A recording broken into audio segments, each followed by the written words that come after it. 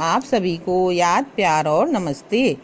दोस्तों, योग दर्शन बंधन का मूल कारण अविवेक को मानता है। पुरुष अर्थात आत्मा एवं प्रकृति के अभेद का ज्ञान न होने के कारण ही आत्मा बंधन ग्रस्त हो जाती है। अतः चित्त की अशुद्धियों तथा चित्तवृत्ति का निरोध करने के लिए योग मार्ग की व्याख्या हुई है। चूँकि ये संख्या में 8 है, इसीलिए इसे अष्टांग मार्ग या अष्टांग योग भी कहते हैं, जो इस प्रकार हैं: यम, नियम, आसन, प्राणायाम, प्रत्याहार, धारणा, ध्यान और समाधि। इन्हें योग के अंग या योग के साधन भी कहते हैं। दोस्तों, इन योग के अंगों का अभ्यास करने से चित्त की अशुद्धियों का विनाश हो जाता है और पुरुष तथा प्रकृति के अभेद का ज्ञान हो जाने से विवेक भी जागृत हो उठता है। तो आज मैं अष्टांग योग के प्रथम अंग यम के बारे में आपको बताऊंगी। दोस्तों, यम योग का प्रथम अंग है। बाह्य एवं अभ्यंतर इंद्रियों के संयम की क्रिया को ही यम कहा गया है। यम भी 5 प्रकार के होते हैं, जो हैं अहिंसा, सत्य, अस्तेय, ब्रह्मचर्य एवं अपरिग्रह। तो यम का प्रथम भेद है अहिंसा। हिंसा के भाव को त्यागना ही अहिंसा है। अहिंसा का अर्थ मात्र किसी प्राणी की हिंसा का परित्याग करना ही नहीं है, बल्कि किसी के प्रति क्रूर व्यवहार न करना भी अहिंसा है। अर्थात मनसा वाचा कर्मणा किसी भी प्राणी को कभी भी किसी प्रकार का दुख न देना अहिंसा है।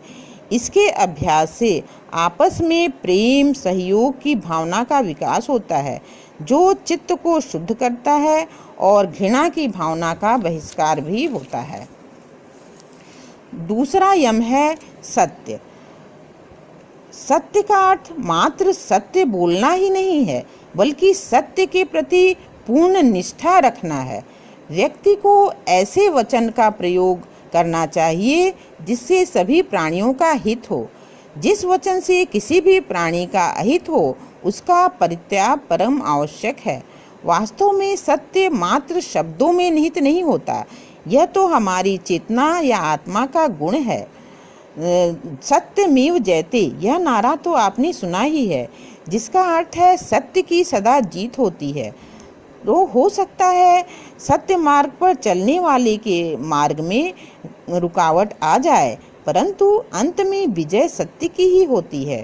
दोस्तों, वास्तव में सत्य का अर्थ है अपने इरादों में सत्य को समाविष्ट कर जीवन में सरल एवं निष्कपट दृष्टिकोण को महत्व देना। तृतीय यम है अस्तेय। दूसरे के धन को या दूसरे के धन का अपहरण करने की प्रवृत्ति का त्याग ही अस्तेय है।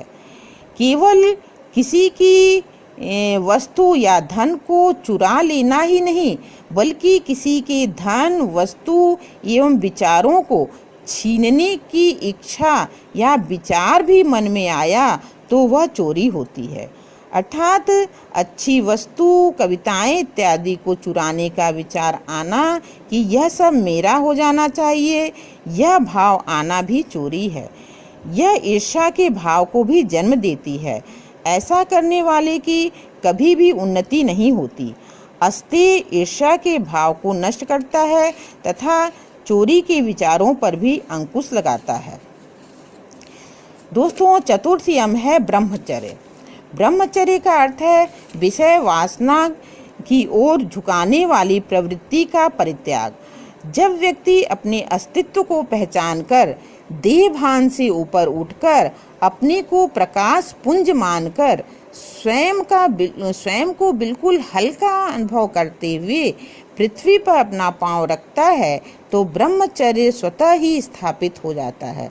ब्रह्मचर्य के प्रतिस्थापन से उसमें असीम शक्ति का संचार होता है और वह स्वयं को शरीर से परे एक चैतन्य ब्रह्म के रूप में देखने लगता है। पांचवा यम है अपरिग्रह। आवश्यकता से अधिक धन का संचय न करना।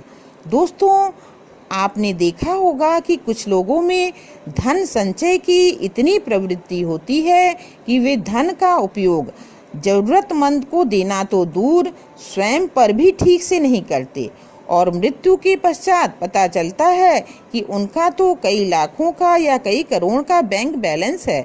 ऐसे धन से उनको क्या लाभ मिला? जबकि यदि आपके पास धन है तो स्वयं की तथा अपने परिवार की सभी आवश्यकताओं को पूर्ण करें तथा जरूरतमंद की को भी दें। इससे आपको प्रसन्नता मिलेगी। और ऐसी मान्यता भी है कि जो हम दिल से करते हैं उसका कई गुना हमारे पास लौट कर आता है और देने से सकारात्मक ऊर्जा का सृजन भी हमारे आसपास होता है। लेकिन साथ ही देने वाले में हमेशा कृतज्ञता का भाव होना चाहिए। जैसे आपने मेरी उपहार को स्वीकार किया, इसके लिए मैं आपका बहुत बहुत आभारी हूँ। ये 5 प्रकार के महाव्रत हैं। इनका सच्चाई से पालन करना बहुत ही लाभप्रद होता है। दोस्तों, यदि किसी का मन इन व्रतों अहिंसा, सत्य, अस्तेय, ब्रह्मचर्य और अपरिग्रह में से किसी भी व्रत का पालन करने में तत्पर न हो और उसकी महत्वाकांक्षाएं बहुत अधिक हों, तो इसके निराकरण के लिए भी महर्षि पतंजलि ने कुछ नियम बताए हैं, जो अष्टांग योग का दूसरा अंग है, जिसका वर्णन मैं अगले वीडियो में करूंगी। आपको यह वीडियो कैसा लगा? अपना व्यू कमेंट बॉक्स में अवश्य दीजिएगा। पसंद आया हो तो लाइक एवं शेयर अवश्य करिएगा तथा अभी तक अगर सब्सक्राइब ना किया हो तो अवश्य कर लीजिएगा। धन्यवाद, धन्यवाद, धन्यवाद।